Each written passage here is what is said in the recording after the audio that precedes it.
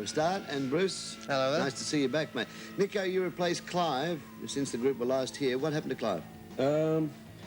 He went on to form another band. He had a little bit of trouble towards the end of his span with Maiden. He's had some problems at home. Right. And decided he wanted to get out of it for a while and took a break for a wee while and then went back and formed another band. I think it's called Stratus, isn't it? Yeah. Okay, Bruce, you've been on the road by the time you're in this tour 13 months. So they say. It's a lot of months. Yes. Is there any place you still call home now? Yeah, well, yeah, England. Yeah? No, I still live You couldn't there. have seen it much over the last year. No, last 3 years. Last 3 years. Last 3 years I've seen England for about 4 months. Whereabouts would you live when you get back home? Well, if it's still there, Yeah. I've got a little house in Chiswick, which is near Hammersmith. What about you, Nico? Yeah, I'm living in London. I've got a place in Muswell Hill, Right. which it's the same. You know, I don't get to see it very often either. You know. A little bit of a report, and I'll just show the cover while we mention this, that Eddie, your mascot, would not be with you this time round. Now, I know you've done Canberra and you've done Melbourne, but Sydney is still to come. Eddie is with you, isn't he? Yeah, we got him all wrapped up, you can safely say. He's playing part of a mummy Yeah, this a time. bit of a mummy's boy, yeah. Is this a good indication of the stage show and the setting on stage? This cover? Yeah, pretty much, really. It's an Egyptian flavoured. Yeah, the Egyptian motif, as the Americans call it. Are you bringing the Egyptian motif with you here? Did you say motif or no teeth? No teeth. Yeah, that's what they get after they say it. Yeah. You're bringing the Egyptian. Look good eating corn on the You're a top, pretty eh? straightforward guy. When you describe your show on stage, how would you describe Iron Maiden? Well, it's spectacular, definitely. Yeah. But it's very energetic. I mean, it would be easy, I suppose. Some bands would like to rest on and let the show do all the work. Yeah. You know, I mean, because you've got all these nice lights and the sound, and we've got a pyro show. You know, we've got this pyromaniac that we imported from America. He tries to blow you up everything. He's actually down in the rider as as pyromaniac, you know. So he's come out. He's brought all his gubbins and bits and bobs with him. So that's pretty spectacular. And we've got loads of backdrops too. So that the scene is always changing. I during the read show. something that you said we just hit him in the eye, and I thought that would be the answer. Well, that's so you've got all this other gear. you got all but this you stuff, still but we're still going out there doing it. hit him right. in the eye. And now and again we do shows where, you know, obviously you can't use all that stuff and Right. everything. And it's actually quite nice to do shows like that because you know, you come off going, oh, you know, who needs it anyway? Yeah, sort we of still thing. You won't know, we anyway. can still hack it, you know, without all that stuff. Like Rock in Rio was a bit like that. Where we couldn't take all the show in there and everything, and We'll go behind the Iron Curtain. Some of the countries that you worked on this tour behind the Iron Curtain. Can you name it? Oh, yeah, we went to Poland. Right. And we did Yugoslavia as well. Yeah. Hungary. What's the reaction behind the Iron Curtain to a heavy metal band? Pretty much. Was it? Sort of? ah, you know, Over yeah, the top? yeah, just that's roughly the It's the reaction. same. How do they everywhere. know of your music? I mean, are they allowed to play your music?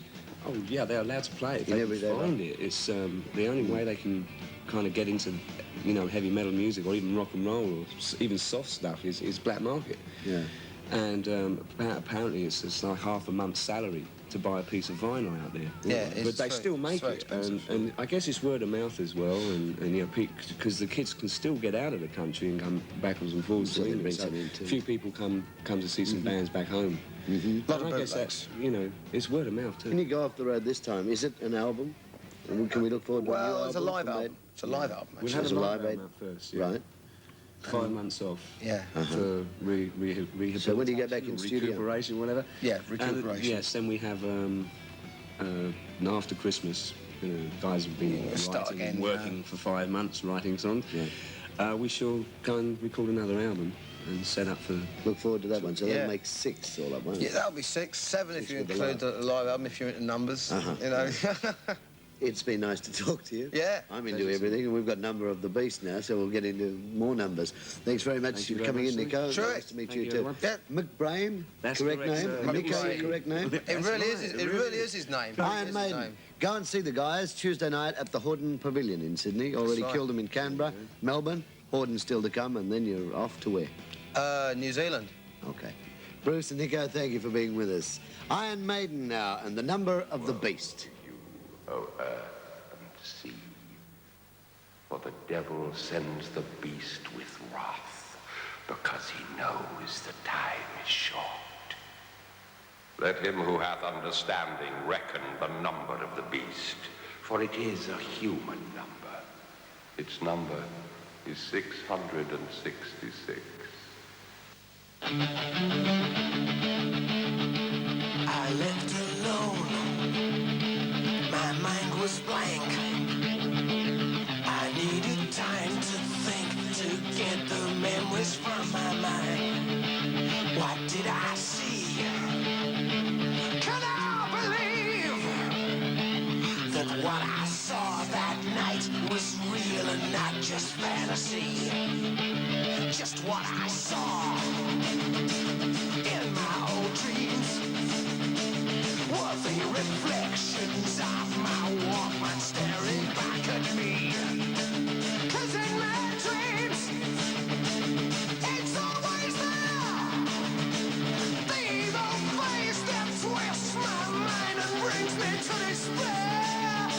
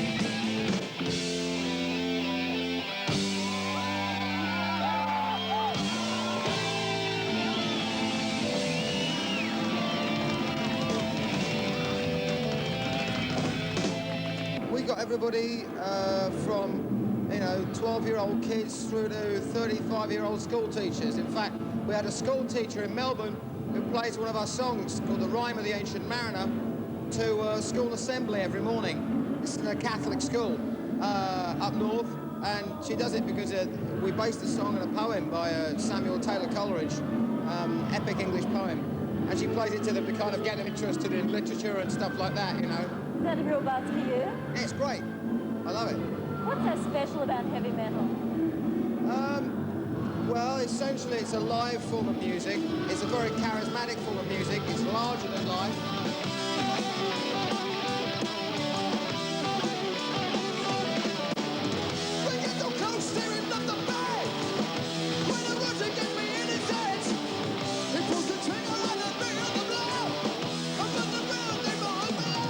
Metal's the best thing that's ever come out. Everybody gets something from heavy metal, doesn't matter what it is. Everybody has a rage at a metal concert. Do you think it's a new form of music, or has it been around for a long time? It's been around for a long, long time. Goes back. And it's going to stay years. for longer. 60s. Goes back to the 60s. Led Zeppelin, And it's Deep going to Purple. stay for 2000. You're on the young now. Me, I've been into metal since 1970. Black Sabbath, bands like Black Sabbath, Deep Purple. When Kiss come out in 72. Or Led Zeppelin the whole lot. Why are you into metal? It's a different type of music. It's loud. It's loud. Yeah, you got worries, you listen to metal. You get everything.